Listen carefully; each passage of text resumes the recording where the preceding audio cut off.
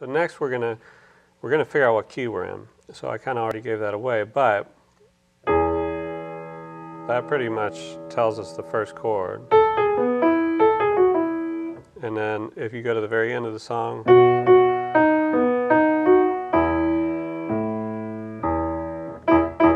seems like a pretty solid E. And if we kind of add up the notes, if we go at the beginning, we see we have an E and a G sharp, which is 2/3 of E major chord. So the only note missing is this. So we can kind of like put one and one together to figure out that this is E major. So to really help in any song in E major, you're going to be way ahead of the curve if you actually learn the scale for the key and what we call the diatonic triad. So let's walk through those real quick. So the first, the way I like to do scales is by clusters, and that way you learn the right fingerings and you can see the whole scale in your head at once. So here are the first three notes of E major, and we're going to cluster those together: E, F sharp, and G sharp. The next four notes, use these four fingers. Next three notes, and then the last, we'll leave our pinky on E. And then we come down, the next key in the scale is G sharp, so we go 3, 2, 1. Next note in the scale down is D sharp, so that's 4, 3, 2, 1, 3, 2, 1 down. So 1, 2, 3, 1, 2, 3, 4, 1, 2, 3, 1, 2, 3, 4, 5, back down. 3, 2, 1, 4, 3, 2, 1, 3, 2, 1. Then once you get those clusters and can find those shapes really fast, it's no big deal to do the scales like this.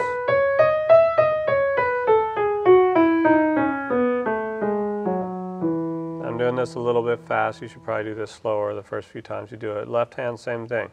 5, 4, 3, 2, 1, 3, 2, 1, 4, 3, 2, 1, 3, 2, 1, back down, 1, 2, 3, 4, 1, 2, 3, 1, 2, 3, 4, 5,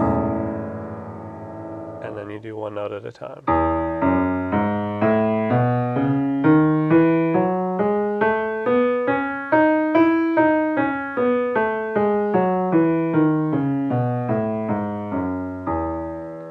Okay, so that gives you the notes of the scale, which is really important. Whenever you play a song and you don't really have that, it really makes you fight an uphill battle.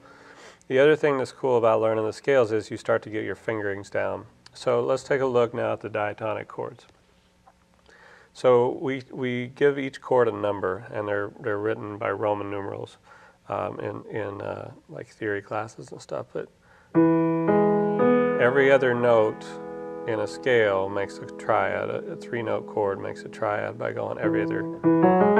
Instead of like that, it's every other note in the scale. So it's the first, third, and fifth note in the scale, and that gives us what's called a one chord. Roman numeral 1, uppercase I.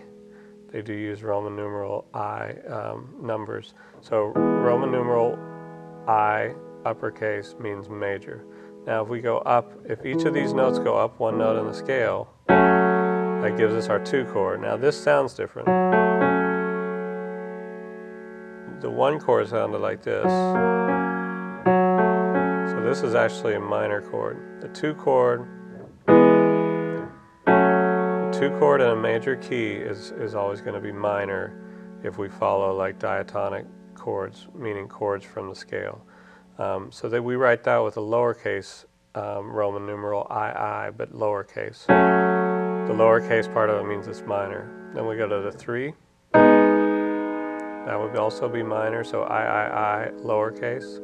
There's a major chord. The 4 is major, so that gives you an uppercase IV. 5, uppercase V, because that's major. 6,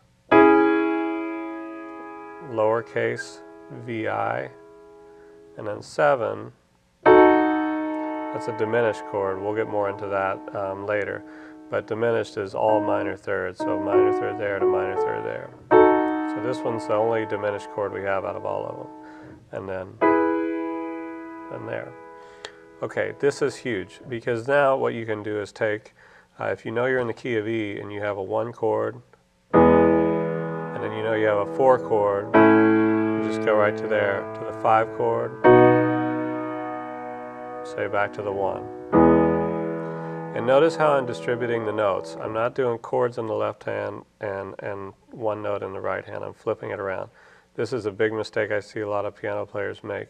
So it's really helpful to do one note in the left, the full chords in the right, and we'll get more into why that's important as we go through these. So let's take a look here. If we go 1, let's just make up a progression. So let's do 1, 5, 1, 4, 1. 1, 5, 1, 4,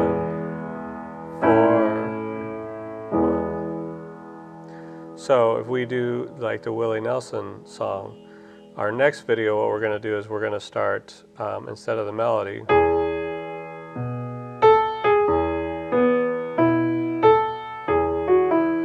we're going to go chords and have somebody or some instrument play the melody or somebody sing. So, in the twilight glow, I see her.